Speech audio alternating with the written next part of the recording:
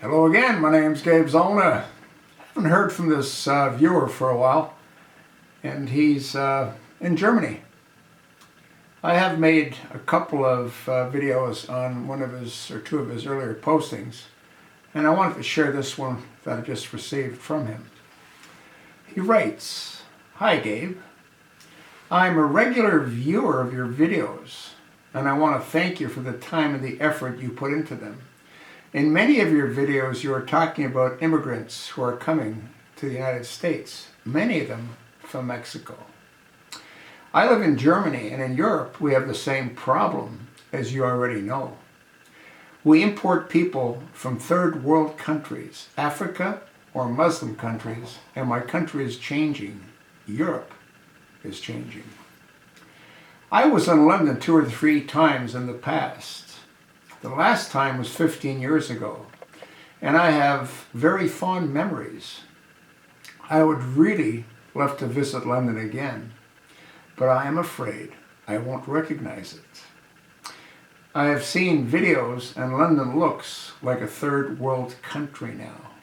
And the same is happening throughout Europe. The same will happen to the United States.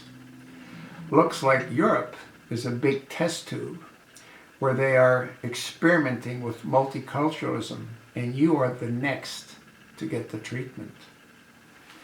I often wonder why they are doing this. Why do they want to destroy those beautiful countries? The reason is simple. Divide and conquer. This concept has proven to work in the past, didn't it? When they have a mixture of people in Europe, and in the US, the people are easier to control. There will be no solidarity and plenty of cheap workers. The politicians in Europe and Obama in the US aren't working for the people. They are working for the big corporations. Just look how many Americans have changed during the last 50 years.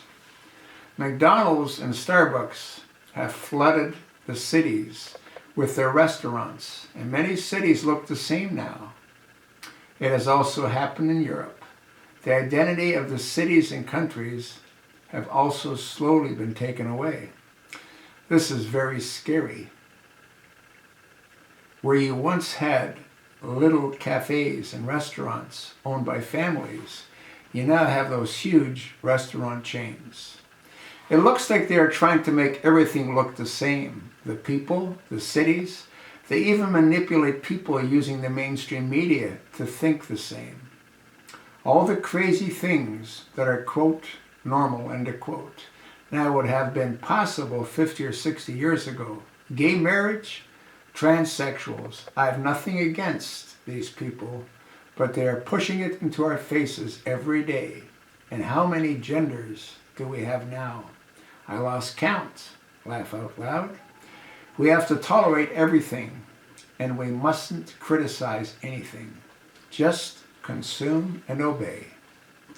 Sometimes I feel like I woke up in a science fiction movie. And where does it end? I think they're trying to streamline the population on a global level.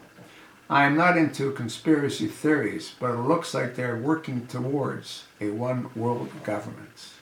A new world order, where you look at the world as it is today. There is no other explanation. There will come a time when they will take away your guns, your rights of free speech, and your liberties. They will do that everywhere to, quote unquote, protect us, as they have been and have achieved their goal of global dictatorship. Maybe I'm just getting old and I am far too pessimistic. I really hope I am, but I see things changing every day and it hurts. All the best wishes. Signed by the author." Well, how do you argue with what he said? Everything is changing. You know who first talked about a one world order?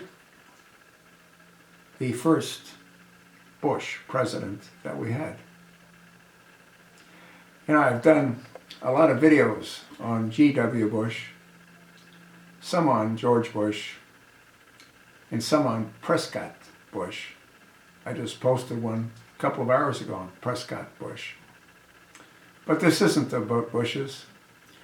This is about a European and how he feels about the changes that he's seen.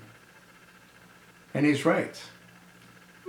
What's happening in Europe is starting to happen here. The transformation has begun. I guess we should have listened when Obama said he's going to transform America.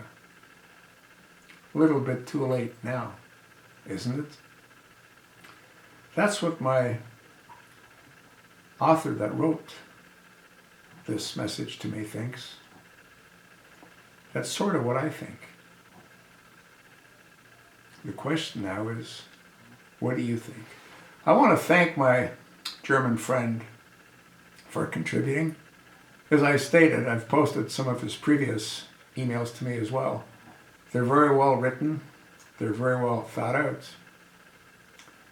And most importantly, they're right on target.